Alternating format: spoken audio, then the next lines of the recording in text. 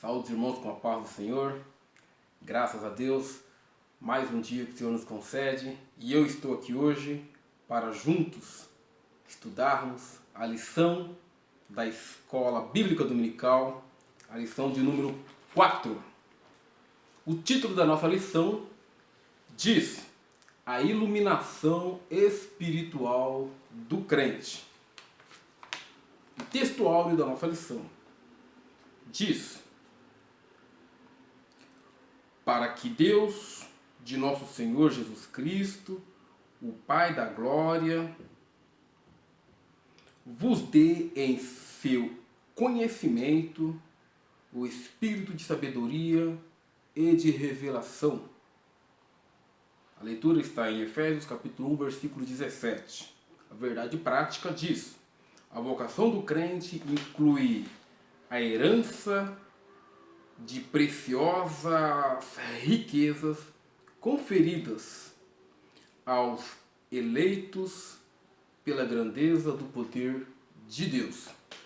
A nossa leitura bíblica em classe, para quem não tem a lição bíblica da Escola Dominical, encontra-se em Efésios capítulo 1, versículo 15 ao 23. Na nossa lição nós temos alguns objetivos.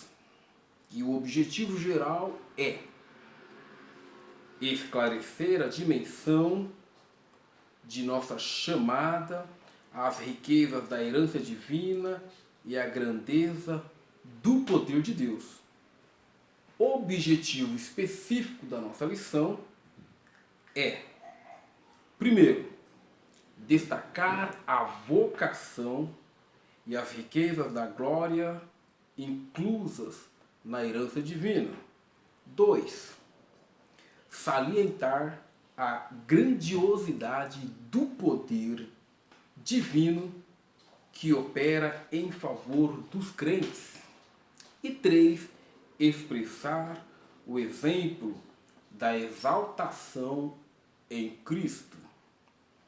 Vamos fazer uma oração para dar sequência à nossa lição. Querido Deus eterno Pai, gratos somos a Ti por tudo quanto o Senhor tem feito por nós, por essa oportunidade rica, poderosa, de estarmos diante da Tua presença, para juntos adorarmos o Teu nome e nesses minutos, ó Pai querido, que se segue, aprendermos da Tua palavra. Queremos pedir a Tua orientação. Fica conosco, abençoando o Teu povo aqui, ali e em todo o mundo. Em nome de Jesus. Amém. Eu quero também fazer agradecimentos ao pastor Vandré, dizer que nós somos ali da congregação do Jardim Monte Alegre, e também ao pastor setorial, pastor Edson José dos Santos, setor 45, Taboão da Serra. Repetindo, o título da nossa lição é A iluminação espiritual do crente. Todo crente, para caminhar com Cristo, todo crente que aceitou a Cristo de verdade, ele foi iluminado. Ele teve uma chamada. E essa chamada veio por uma revelação. Uma revelação de quê? Uma revelação de Cristo. Então, nós que tínhamos os nossos olhos vendados, escuros, sem conhecimento, pensando muitas vezes de forma somente racional, ou pensando muitas das vezes de forma apenas científica, ficávamos imaginando que os nossos conhecimentos poderiam nos levar a algo ou a lugares excelentes. Então, nessa lição, Paulo ele vai expressar, ele vai nos explicar, nos instruir, nos ensinar de que o verdadeiro conhecimento que de fato tem valor para o cristão é o conhecimento de Cristo. O conhecimento de que Cristo morreu na cruz para nos salvar. E ao morrer na cruz para nos salvar, ele nos atraiu para si, nos chamou e nos vocacionou para uma obra muito mais excelente. Nós somos privilegiados, mas muito privilegiados, porque entre milhões de pessoas, Cristo nos iluminou. Nós entendemos e compreendemos que Ele é a verdadeira luz. E essa luz, por bondade e misericórdia, tem refletido em nossos corações. E nós, em meio às dificuldades, temos feito esforços para caminhar no caminho da vereda da justiça, por amor do seu precioso nome. Cristo, ele nos vocacionou não segundo os nossos méritos, não segundo as nossas obras. Cristo, ele nos vocacionou segundo o seu propósito. Porque se fossem os nossos méritos, ele não nos teria chamado. Mas não, ele, em ter nos chamado, nessa chamada, ele tem um propósito. E o propósito é sempre que o nome dele seja exaltado, que o glorifiquemos em espírito e em verdade, e que essa iluminação que Deus nos deu em nosso entendimento, de compreendermos que a salvação ela vem somente por intermédio de Jesus Cristo, não recuemos, não olhemos para trás, para as adversidades, para os problemas, e não menosprezamos esse chamado. E compreendamos que o chamado foi tão grandioso, foi tão precioso, que nada neste mundo, que nada nesta vida deve roubar o nosso entendimento, ou deve roubar o nosso tempo de tal forma que não servimos. Então, esse é um primeiro ponto aqui que eu faço para com os irmãos, para que possamos compreender que no mundo secular, quando se fala de iluminação, quando se fala de clareza, de luz, muitos falam de uma ideia racional, de um mundo onde ele é pautado pelo conhecimento científico, onde ele é pautado somente pela razão.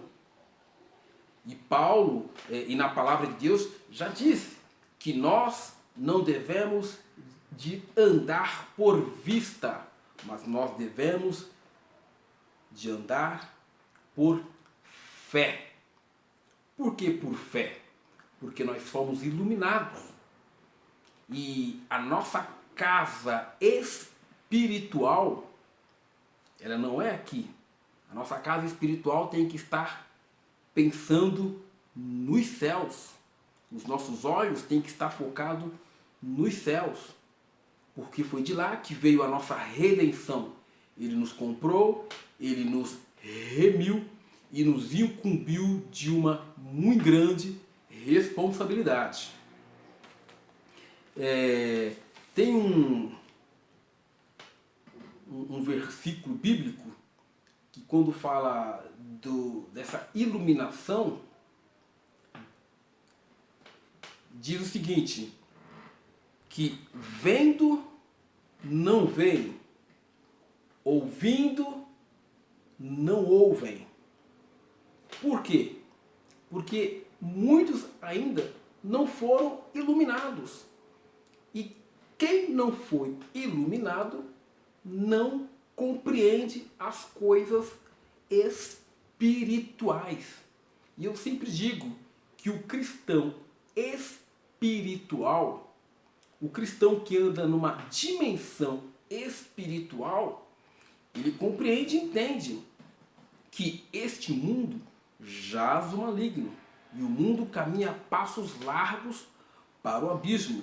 E nós que recebemos a iluminação do alto, temos que entender a tamanha responsabilidade que Cristo nos chamou para anunciar o Evangelho e se preocupar como Paulo se preocupou com os crentes de Éfeso, de que a iluminação do alto, de que os crentes de Éfeso entendessem e buscassem a Cristo para que pudessem receber a graça e o entendimento, né? Através de louvores e exaltação a Deus.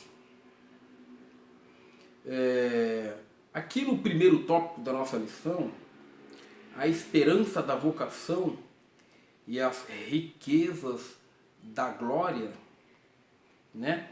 Inclusive Paulo diz o seguinte: o apóstolo ensina que os salvos precisam ser iluminados para compreenderem quais são a esperança da vocação e as riquezas da sua herança.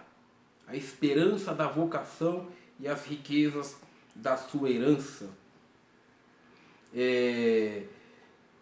O Evangelho, né, diz o seguinte, que Paulo estava ciente de quão maravilhoso é o Evangelho, mas ao mesmo de quão impossível é alguém perceber a glória dessas boas novas sem ser ensinados por Deus. O homem por si próprio, se não for por Deus, ele não pode iluminar outros homens. Ele não pode instruir com relação à salvação se ele ainda não foi iluminado. Então, existe uma medição aí rasteira por baixo, porque não foram iluminados. O cristão, quando ele sim é iluminado por Deus, aí ele tem a autoridade outorgada por Deus,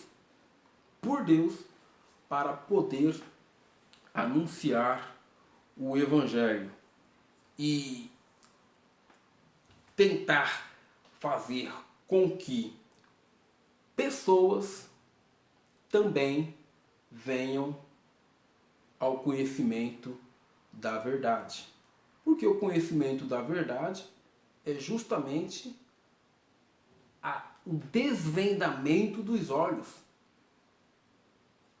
E conhecereis a verdade, e a verdade vos libertará. O próximo tópico aqui comenta também sobre a esperança da vocação. E esse segundo tópico, na verdade é o subtópico do primeiro tópico, ele é dividido em 3 partes, né? Deus chamou pessoas do passado, ou seja, uma chamada que ele teve a iniciativa por meio da eleição em Cristo. B, a chamada abrange serviço e santificação no presente, isto é, achar-se irrepreensível, viver em comunhão e andar de modo digno. O cristão que foi chamado, que aceitou a Cristo, ele tem o dever de dar o exemplo, de ser irrepreensível e andar de forma que o mundo não lhe acuse, porque ele é cristão, homem de direito e tem a responsabilidade pelo seu chamado. Porque quem chamou não foi qualquer um. Quem chamou foi o Pai das Luzes, aquele que tudo fez, aquele que tudo criou. E por último aqui é a participação gloriosa no futuro. Aí sim, estamos falando de um futuro glorioso para aqueles que percorrerem por este mundo, honrando, magnificando o nome do Senhor, valorizando este nome, que é nome maravilhoso e precioso. A esperança que compreende a vida eterna e a esperança de conhecer a Deus face a face. Tudo se resume aí. As lutas, as dificuldades, as intempéries da vida, os caminhos sinuosos, tortuosos que caminhamos. Tudo se resume em ver a Deus face a face, quando neste mundo, passando por provas, nós, mesmo tendo pouca força, não negando o seu nome. Não negando o seu nome. Mesmo mediante as adversidades do século presente, a gente compreender e entender que temos uma vida no porvir que valerá a pena sofrer aqui neste mundo pelo nome de Jesus Cristo. Porque quando a gente carrega o nome de Jesus Cristo na mente, no coração, nós já de praxe, de início, quando você aceita Jesus, você já compra uma briga com o mundo das trevas. Mas quando você compreende que quem lhe chamou foi Cristo, e você foi iluminado, entende que a luta neste mundo, ela não é carnal. A palavra de Deus diz que não temos que lutar contra a carne, nem contra o sangue, mas contra o inimigo, contra as potestades malignas que permeiam nos ares. Aí nós entendemos que a dimensão da vida do crente, ela é mais espiritual do que material. Cristo nos chamou, temos responsabilidades sociais, mas a nossa maior responsabilidade, ela é espiritual. Ela é espiritual.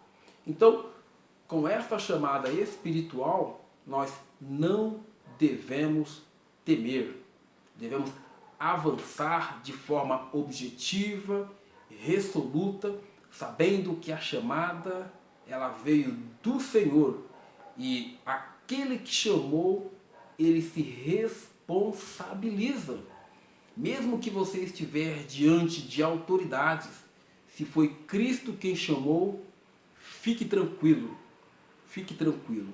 Ele responsabiliza. Amém? Então aqui ainda, nesta lição, olha só, falando ainda sobre a herança, sobre as vocações, né? Sua herança enfatiza que Deus deu aos seus eleitos. O que Deus deu aos seus eleitos? Deus deu o perdão dos pecados. Homem nenhum pode perdoar pecado, somente Deus. Lembra do paralítico que foi descido pelo telhado?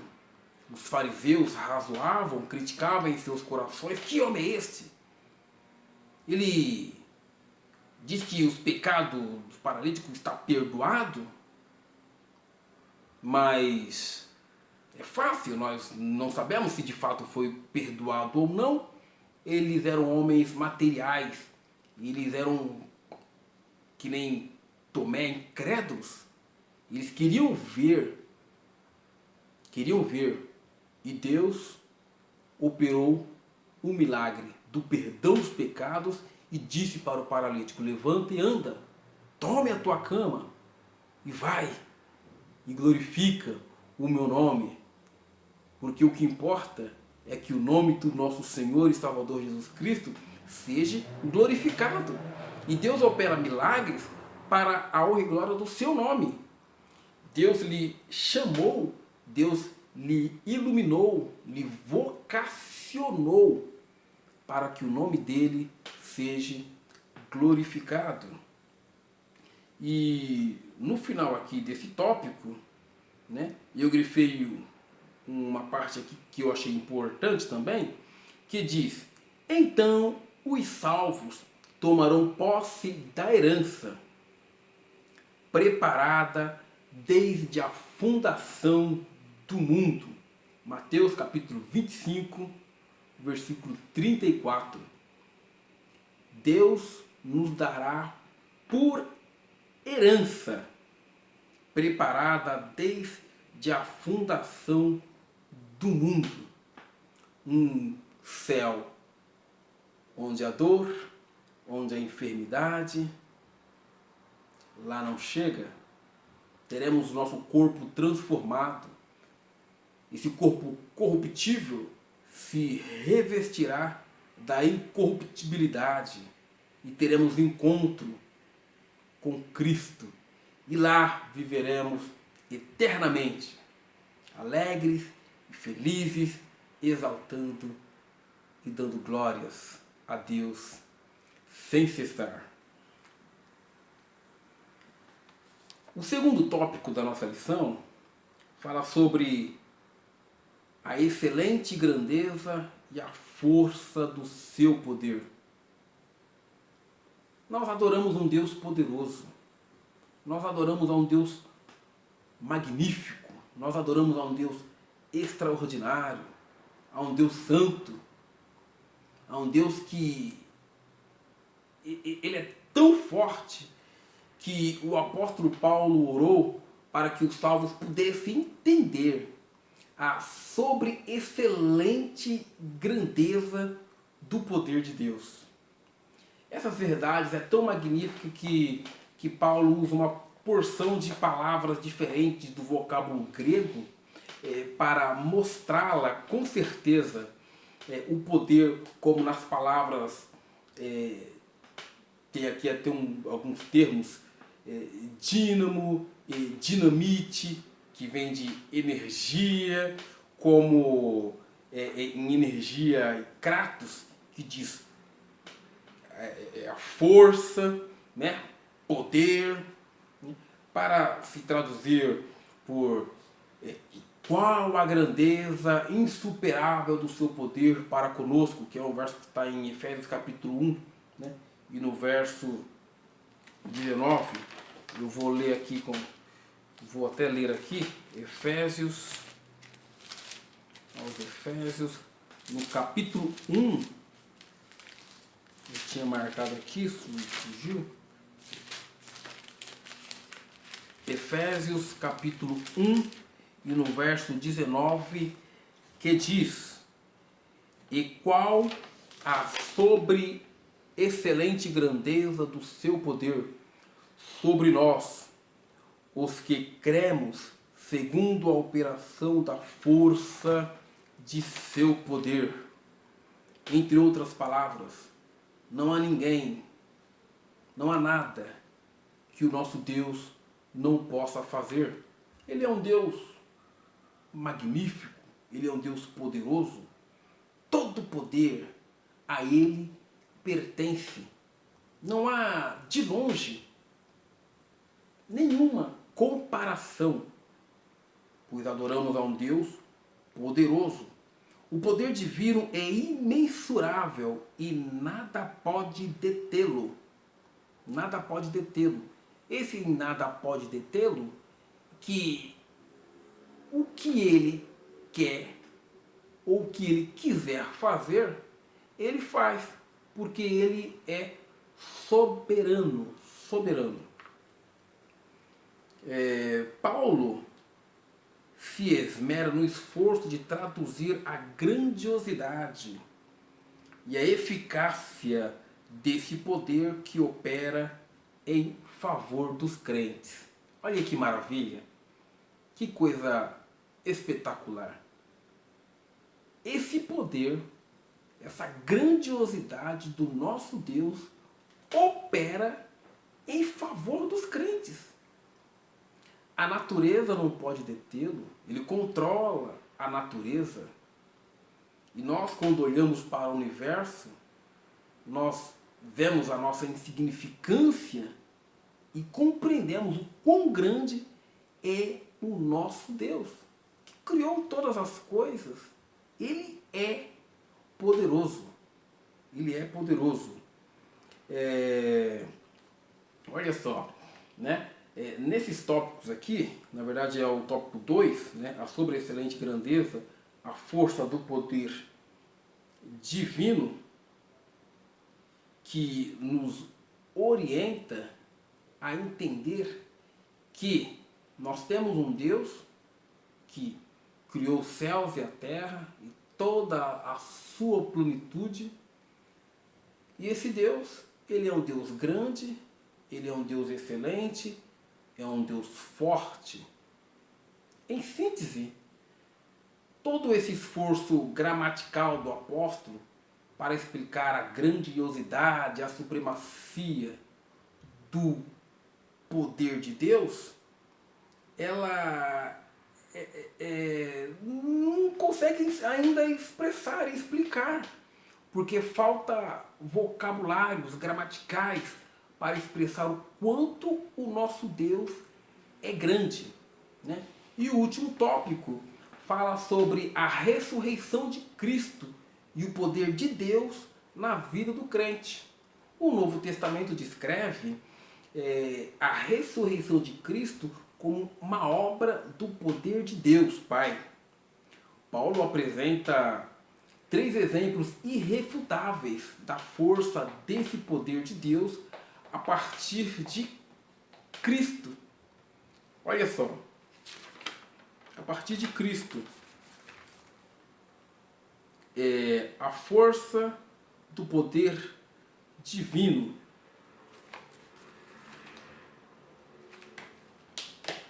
Na verdade eu até me antecipei aqui, né? Quando eu estava falando da força do poder de Cristo, em Deus, eu até fui para o tópico 3. Mas na verdade eu queria ler aqui ainda, no final do tópico 2 de nossa lição, seguinte: Paulo apresenta 3 exemplos irrefutáveis da força deste poder: a ressurreição de Cristo, sua ascensão à direita de Deus nos céus e sua elevação acima de todo o domínio.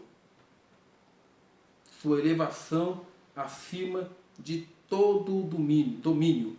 Então, essa é a força do poder de Deus. Para não sobrar dúvidas, Cristo morreu, os homens viram. Cristo ressuscitou dentre os mortos. Cristo, ele ressuscitou dentre os mortos e houve uma ascensão, onde ele está à direita do Pai, intercedendo por nós. E sua elevação está acima de todo o domínio, toda a força, todo o poder, toda a autoridade está em Deus e em Cristo, seu Filho Jesus amado. É nele que está toda a autoridade. Olhando e analisando todo este poder, quem é o homem, quem é o ser humano que possa contradizê-lo e ficar impune?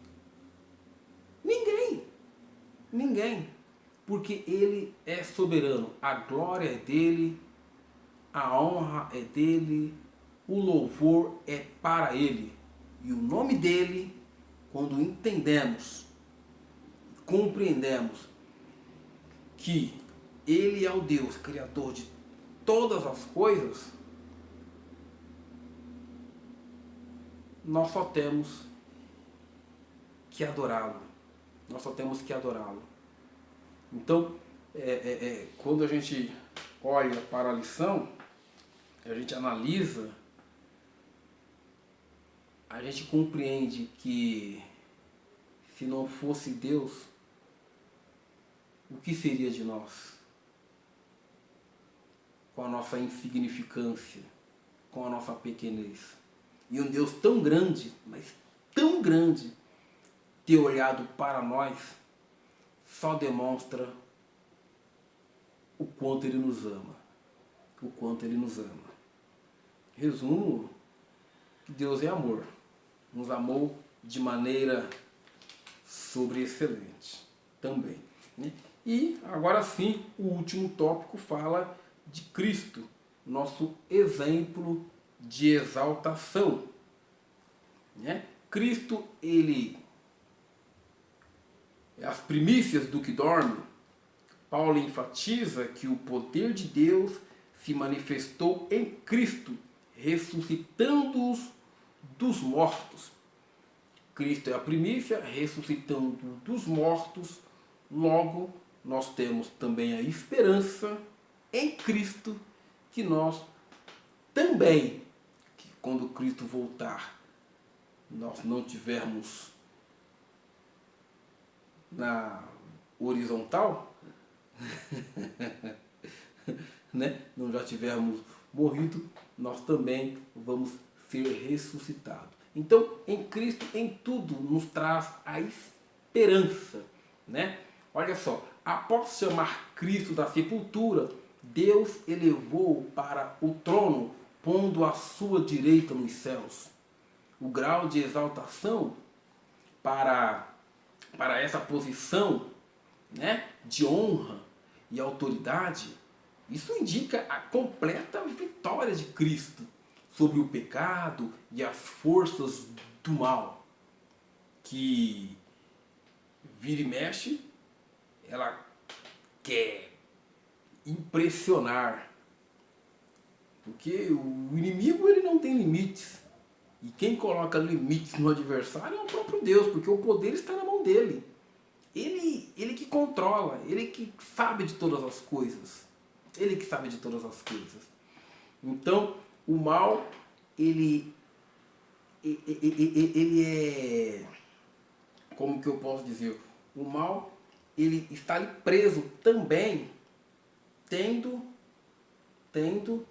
limites para se operar, porque o controle nas mãos de Deus. Assim, a intronização de Cristo ao lugar de maior honra sinaliza todo o seu poderio, e faz lembrar as suas palavras após a ressurreição: é-me dado todo o poder nos céus e na terra. Mateus 28, 18. Né? Então, irmãos, a vitória de Cristo sobre a morte, as trevas, também assegura aos salvos, né? Também assegura aos salvos que nós em Cristo temos garantida a vida eterna. Nós em Cristo também temos garantida a vida eterna, né? E aqui, Cristo elevado à direita de Deus. Cristo elevado à direita de Deus. Paulo reforça o poder de Deus quando da elevação de Cristo ao trono, pondo à sua direita nos céus. Aqui está em foco a ascensão de Cristo em referência à promessa messiânica. E o final aqui da nossa lição, né? Já indo para o final, para a parte da conclusão, é o seguinte: o que nós podemos concluir é que a compreensão das dádivas da salvação demonstra o excelso valor daquilo que Deus nos fez por nós. Né? A salvação demonstra o excelso valor daquilo que Deus fez por nós. Seus atos poderosos viabilizam a transformação e a glorificação dos que creem, e que tanto a ressurreição como o assentar-se nos céus está disponível aos crentes. E de semelhante modo, a glorificação por meio do grande poder de Deus. Do grande poder de Deus, que nos tirou das trevas e trouxe para a sua maravilhosa luz. Então, quem pode compreender isso? O homem natural? Não. Eu até marquei aqui o versículo da palavra de Deus, em 1 Coríntios, capítulo 2, do 14 e 15, que diz: ora, o homem natural não compreende as coisas do Espírito de Deus, porque lhe parecem loucuras, e não pode entendê-las, porque elas se discernem espiritualmente. O homem natural não compreende as coisas do Espírito. E o verso 15: mas o espiritual discerne bem tudo, e de ninguém é discernido. Então, nós fomos iluminados, e através dessa iluminação nós compreendemos as coisas do Espírito. E nós entendemos e compreendemos que Cristo nos chamou para o quê? Para darmos frutos e para anunciar as beatitudes, a benevolência, o amor, a paz, o perdão, a proteção, a segurança. E nós podemos dizer para o mundo tranquilamente que Cristo é a nossa única esperança neste mundo perdido, neste mundo corrompido, carcomido pelo pecado. Nós temos um refúgio e uma segurança em Cristo Jesus, nosso Senhor. Então, que Deus nos abençoe, que o Espírito Santo nos auxilie e nos ajude nesta caminhada, para estarmos com os nossos ouvidos atentos, com o nosso pensamento ligado nos céus, que é de lá que vem a nossa salvação. Um grande abraço, fiquem com Deus e até mais. Pai do Senhor a todos.